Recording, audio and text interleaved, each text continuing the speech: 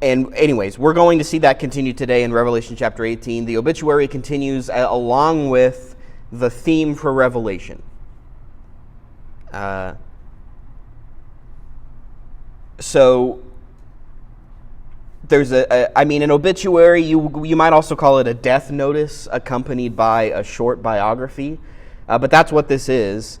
And so in chapter 16, the 7 bowls of God's wrath have been poured out on Rome, and that signifies that there's no more talking, because up to that point there's been talking. Here are the things that God is capable of handing down, the wrath that he's able to bring upon Rome that they've incurred for themselves with all the crazy stuff they've been doing.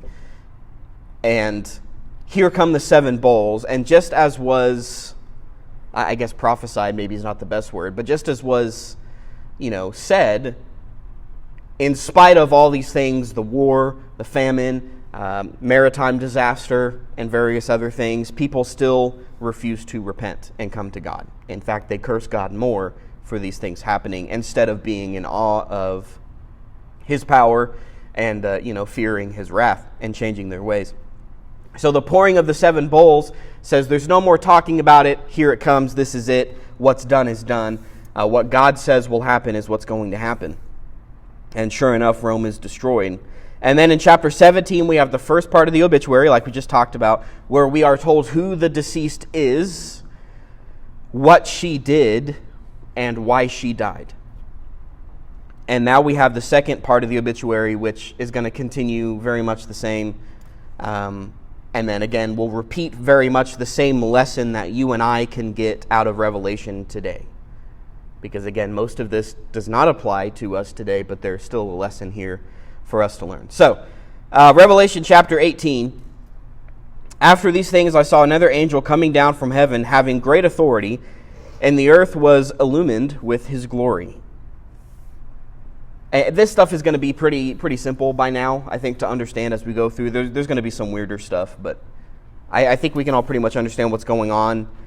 So here is another word directly from heaven that is stating the sovereignty of God. And something to point out is, I guess I'll be careful with how I say that. Throughout the book of Revelation, the Lord never misses an opportunity to tell his people about his sovereignty. He takes every chance.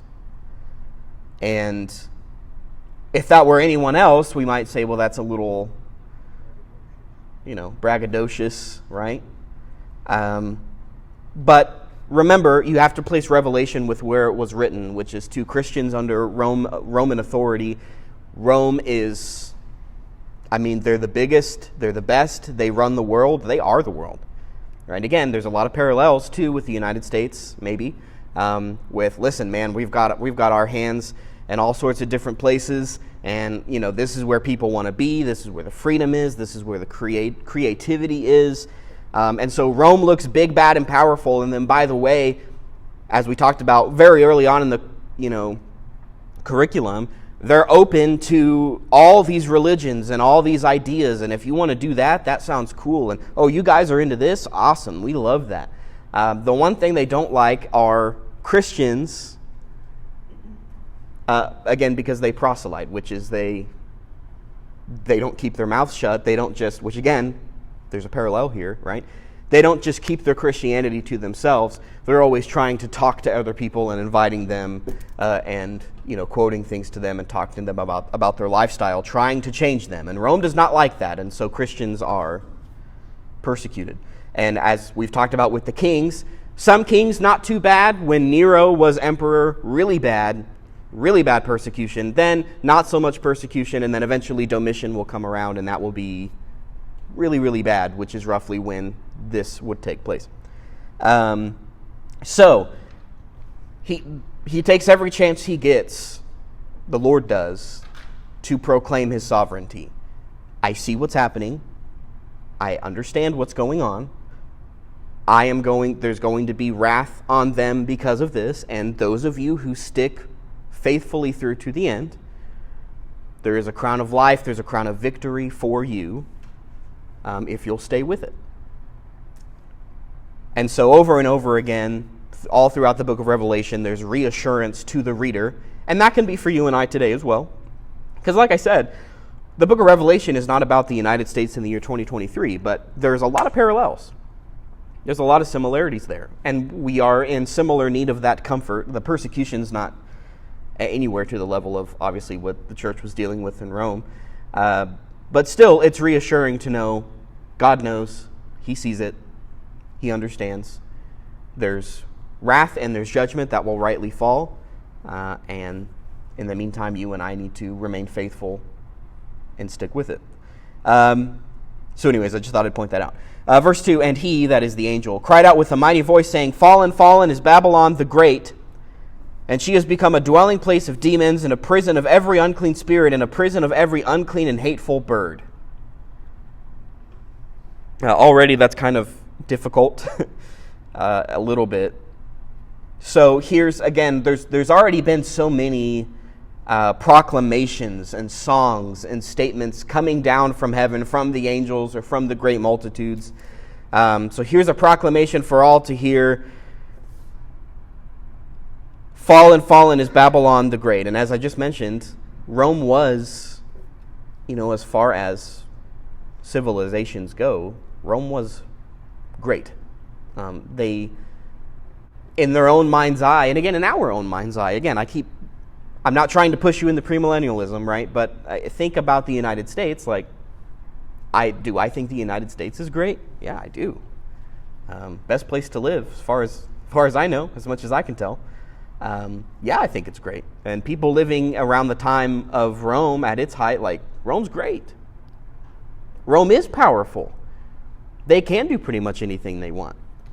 But that's in their own mind's eye. The United States is great for, again, right, that's a debate, and people would say it's not great and it's never been great. But we would look at the United States and say, we are big, we are powerful, we are creative, we are a great nation. Yeah, in your mind's eye. But leading up to this point, here is the Lord, here is John writing and saying, yeah, God's going to crush it, and it was not hard for him to do that. It's pretty easy. We seem powerful. Rome seems big and powerful and great, and now here is proclamation after proclamation of, hey, down goes Babylon the Great, down goes the harlot, down goes Frasier, right? I don't know why that's in my head, but it's there. Anyways, squashed like a bug, right? We talked about all the blood that was referenced a few chapters ago.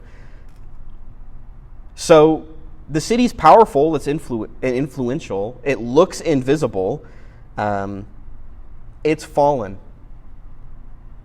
because God said it would, because God said he'd take it down, and then God did. Simple as that. You might have different thoughts on this, and if so, let me know. She has become a dwelling place of demons and a prison of every unclean spirit. Sounds like a spooky graveyard to me, right? Which, again, we're looking at this obituary. We saw this a lot last week, this before and after picture.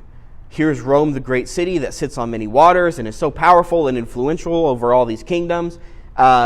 Spooky graveyard. Lots of dead stuff, right? The land's been ripped up, right? All the fish are dead, Rome looked really, really great. Rome does not look so great. Crazy before and after. There is also a prison of every unclean and hateful bird. I don't have a great explanation for that. I don't know. Some people are deathly terrified of birds. I am not one of those people, but maybe that's to point out even things of the air were not left untouched. Not just the land in Rome, but all-encompassing, all around. But again, so this is not just a setback. I mean, God desolates Rome. You will not rise to that power again, and they don't. And so it's described sort of like a spooky graveyard. For all the nations have drunk of the wine of the passion of her immorality, and the kings of the earth have committed acts of immorality with her, and the merchants of the earth have become rich by the wealth of her sensuality. That verse is extremely important. when it comes to explaining these next few verses. Rome, she, right, is responsible for other nations falling into ungodly ways. So again, Rome makes the good point. Oh, let me ask you this, actually. Let's open that up. How? How did Rome accomplish that?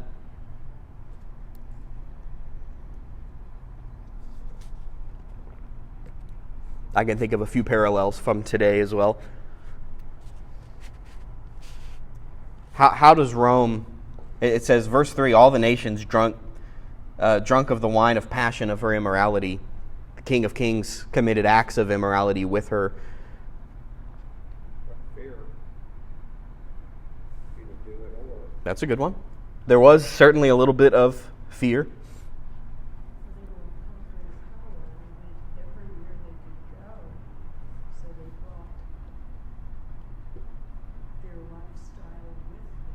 Mm-hmm. For sure. That's definitely part of it as well. What else? Anything else?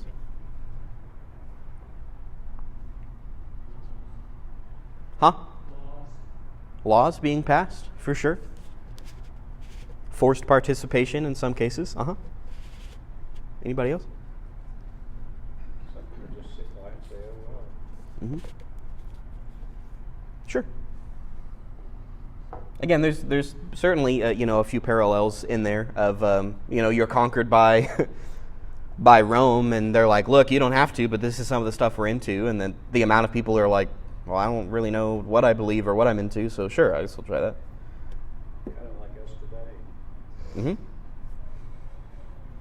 Yeah, if you just look at what's mentioned here, just in the three things that are mentioned in verse 3, and yeah, you'll see a lot of parallels from today. They drank of the wine of the passion of her immorality. The kings of the earth committed acts of immorality with her. The third one, people were getting money. There's good money in that. And again, we could go over, there's nothing new under the sun, so we could talk about some of the substances that they were involved in taking and some of the things that they found enjoy or entertainment in watching. And then, like I said, in the past, it was very common for grown men to find young boys to do various acts with. And I'm sure there was lots of money in that.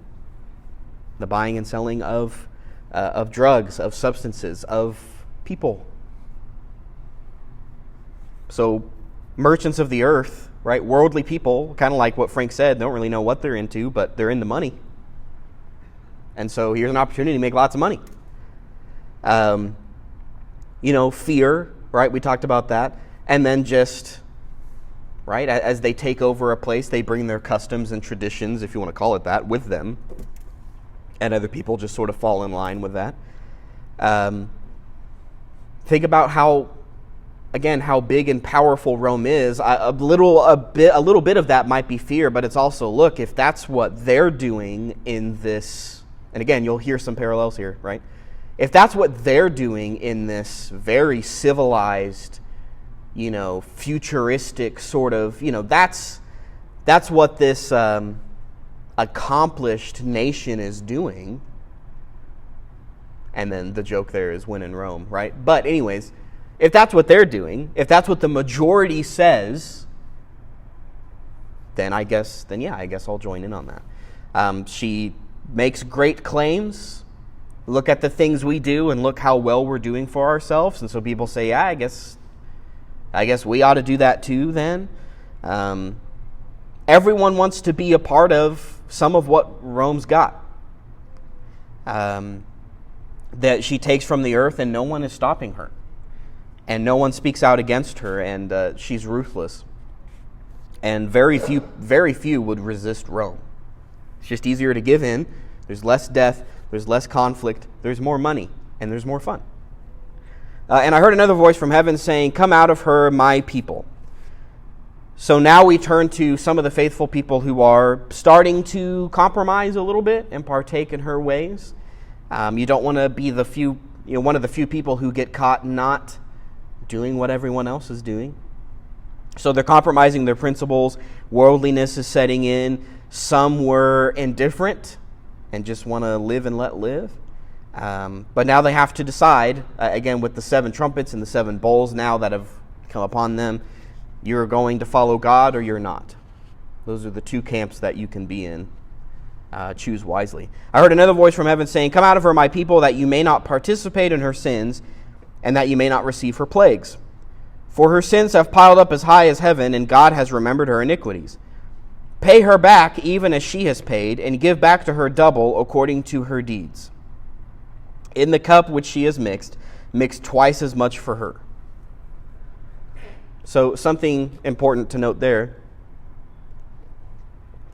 For lack of better terms, I guess, here's a good reason not to be bad. Because the payback is tough. Right, we would say you reap what you sow. And here is John writing what he's seeing and what the angel is saying. And it's pay her back double. Whatever has mixed up in her cup, mix twice as much for her. Verse 7, "To the degree that she glorified herself and lived sensuously, to the same degree give her torment and mourning. For she says in her heart, I sit as a queen, and I am not a widow, and will never see mourning." So there's a lot of, again, as Frank says, I guess that'd be braggadocio. That's a word, right? Okay. I think it is. Don't Google it. I'm probably right. But there's a lot of braggadocio there, right? Conceitedness, right?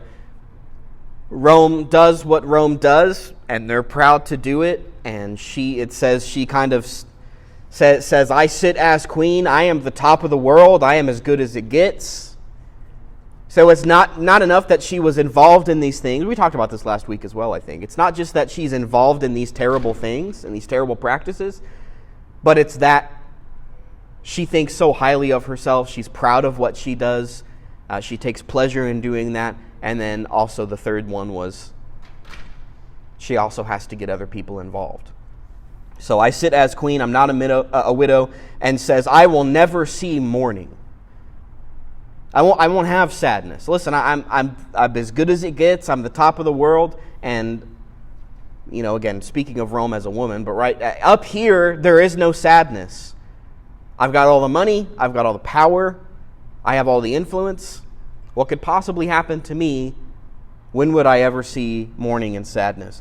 And the more she struts, the more she's going to suffer, is kind of what's being said here. The more arrogance she manifests, the more moaning there will be. I didn't want to necessarily get into this too much, but do you see a lot of parallels I think between that now? Yeah.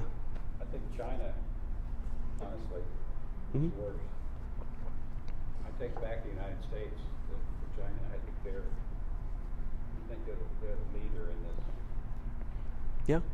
Well, and I was thinking, you look at LGBTQ stuff, even just beyond the LGB part, the trans part. I mean, obviously that seems to be the big front that we're fighting today more than anything. None of those things are good. None of those things are scripturally sound.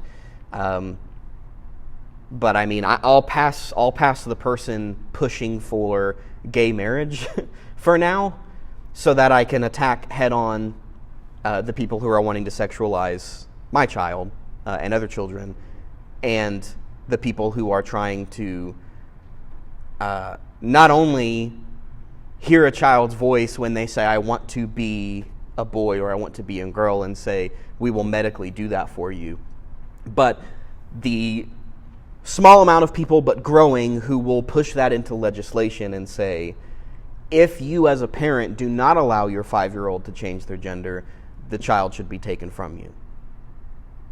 Which, Should be. well, but, right, I mean, we already have that guy in Texas, right? Wasn't that a big deal?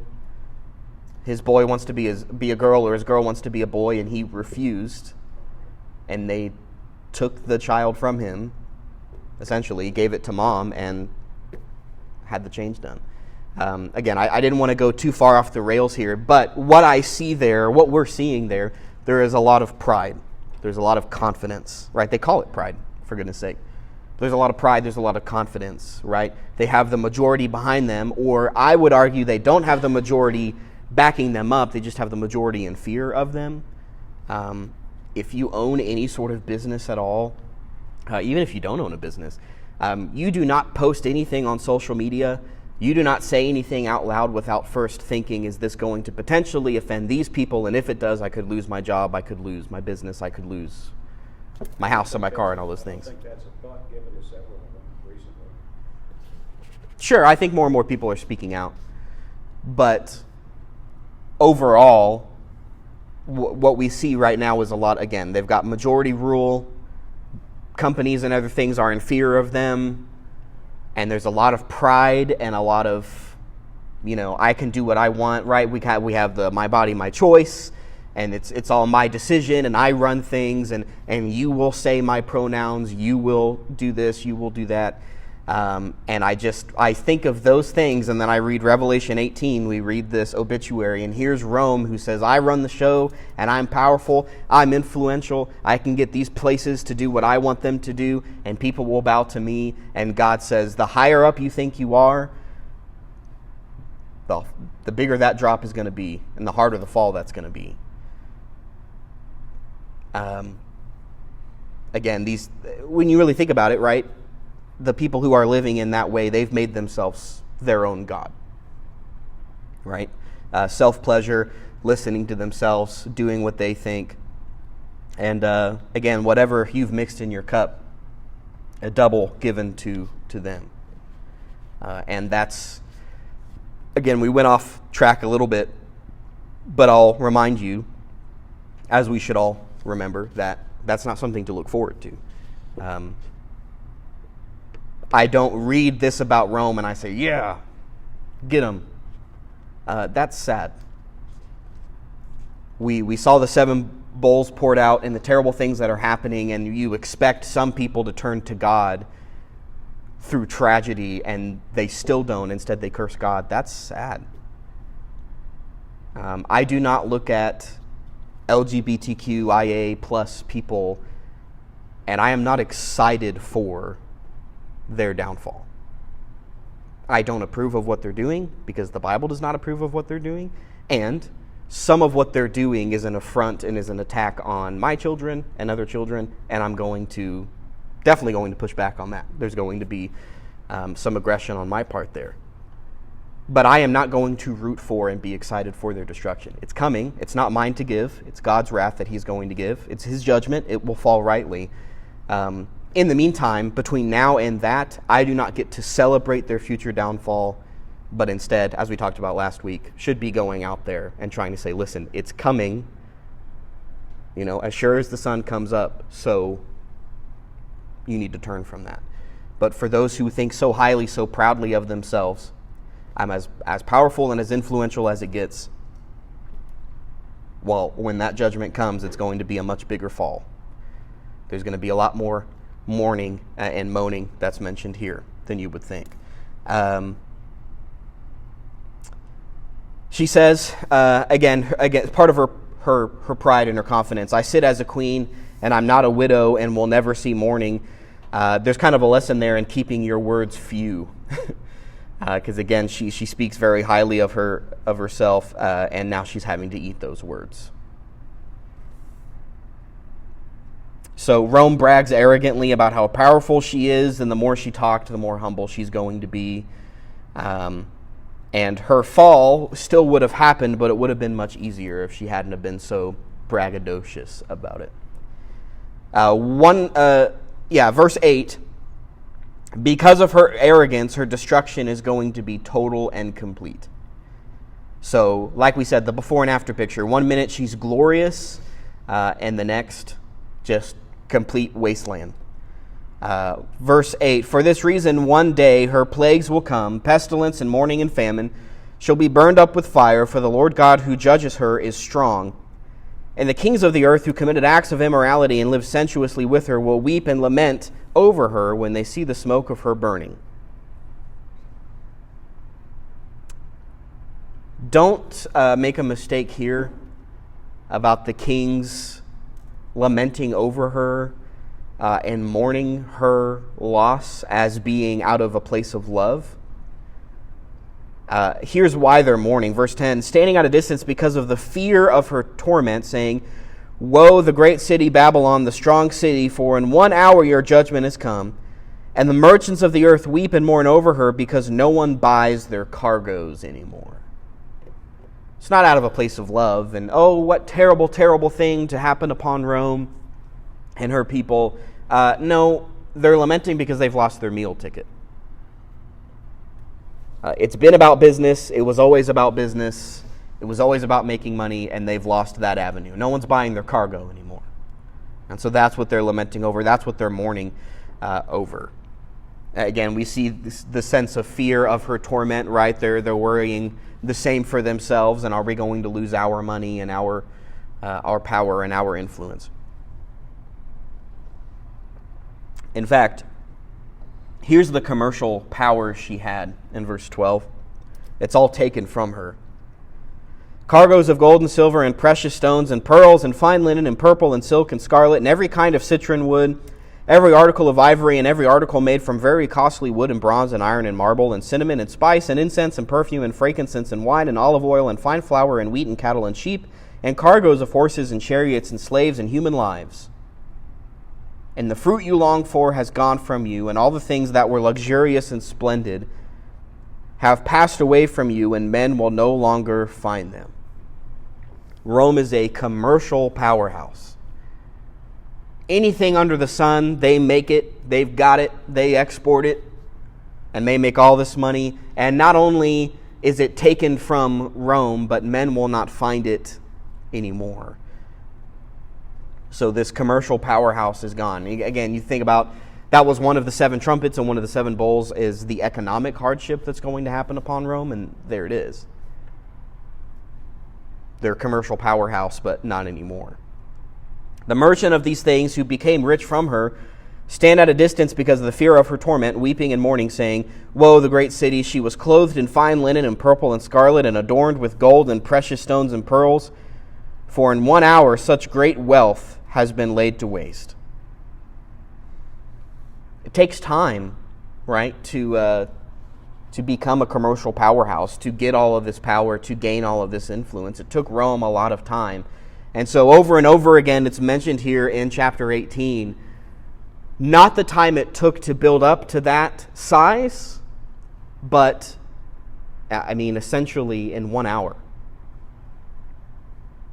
They're lamenting partially, not just because they're losing their money, but, man, that took a long time to become so great. And, wow, did we fall so quick. And every shipmaster and every passenger and sailor, and as many as make their living by the sea, stood at a distance, and were crying out as they saw the smoke of her burning, saying, What city is like the great city? And they threw dust on their heads and were crying out, weeping and mourning, saying, Woe, the great city in which all who had ships at sea became rich by her wealth, for in 1 hour she has been laid to waste.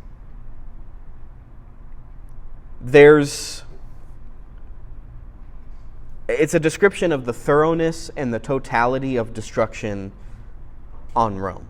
There's not, like I mentioned earlier, this is not a minor setback. This isn't an inconvenience on Rome. But here's the thing: they still have the linen, they still have the scarlet, they still have the gold and the silver and the pearls, and slowly but surely our economy will, rebound, and we'll pull ourselves out of this, okay, and then we'll get some of that money back, we'll gain traction, and then eventually Rome will be pretty much back to where we were, if not better. What we have we have the merchants, the earthly merchants, we have the merchants of the sea standing far off at a distance, and they're seeing the smoke going up, and they're saying, that's gone. That's done. That was nice while that lasted. And there's not going to be a let's wait around and rebuild and let's start pumping up the economy again and getting things going. No, it's all gone. It's very thorough and total destruction that's taking place. Rejoice over her, O heaven, and you saints and apostles and prophets, because God has pronounced judgment for you against her. So up to this point in chapter 18, here's the terrible stuff happening upon Rome and Rome's reaction to that. And then you have those who were making money off of Rome and the things that she was involved in. And they're standing at a far distance, crying and throwing dust on their heads because their meal ticket's dead and gone, and there's not going to be a way to continue on in that lifestyle. They're going to have to find money somewhere else, and they probably will never profit like they did under Rome. And then there's just a switch in verse 20. For those of you saints and apostles and prophets, God has pronounced judgment on Rome for you. And so here are these merchants standing at a distance in tears, and here are the saints and the prophets and the apostles celebrating, which will be the next chapter. But the saints are vindicated, and there's reason for celebration here. And again, God says, hurt my people and pay the price. And a strong angel took up a stone like a great millstone and threw it into the sea, saying, Thus will Babylon the great city be thrown down with violence and will not be found any longer. So again, thoroughness, totality, finality in what's going to happen to Rome. What was once a great empire, Rome will never be a great empire ever again. And the sound of the harpists and musicians and flute players and trumpeters will not be heard in you any longer. No craftsman of any craft will be found in you any longer. The sound of a mill will not be heard in you any longer. The light of a lamp will not shine in you any longer. The voice of the bridegroom and bride will not be heard in you any longer. For your merchants were the great men of the earth, because all the nations were deceived by your sorcery. So again, what we find is her great success, and I put quotes around success because what she defines as success is the power and the influence in the deeds that she was involved in. That was success. But her great success is going to determine her punishment. And in her was found the blood of prophets and of saints and all those who have been slain on the earth. We'll close things here, but what I'll say as we close here, and then Lord willing, join next week to continue on. You look back at Daniel chapter 2, talking to King Nebuchadnezzar, and Daniel has this vision of what King Nebuchadnezzar dreams of, and it's this big statue, right? And the head and the shoulders and the torso and the legs, all these body parts are made of different things. And when it gets down to the bottom, right, it says the legs are iron, but there's a little bit of clay mixed in. There's some weak spots, right? And the statue, right, a rock is going to be thrown at the feet of that statue, and the whole thing is going to crumble to pieces. What Rome is involved in, what looks like power and influence, and look at all the fun they're having and how powerful they are, was really quite a bit of clay. All the religions that they were allowing in there, all the different ideas, everyone believes in something different. And right, again, there's some parallels there. Live your truth, do what you feel, what your heart says, you just live for you, that sort of thing. And it leads to close to 160 million people die throughout the wars of Rome. And that doesn't just kill anyone, but it's the killing of God's people and messengers. And she views that, Rome views that as success. The suppressing, the putting down, the removing of God's people and God's word and God's ideas. And as I mentioned earlier, what she views as success is going to determine her punishment, and it's a big one. And if we were taking lessons out of that, then it would be a reminder of God's sovereignty. You need to decide if you are with God or not. For those of you who choose to not follow after God, the judgment, the payback is rough. The higher you exalt yourself, the greater your fall. And then, of course, just the confidence in knowing that in the end of the day, those who hurt God's people, his judgment is coming, and it will fall rightly on those people. And we can look forward to vindication. We can look forward to future blessing. But we don't want to look forward to somebody else's destruction. You and I want to go and help them before that time comes. That's pretty much all I got, unless there's any thoughts or questions or anything. Okie doke. Thanks, guys.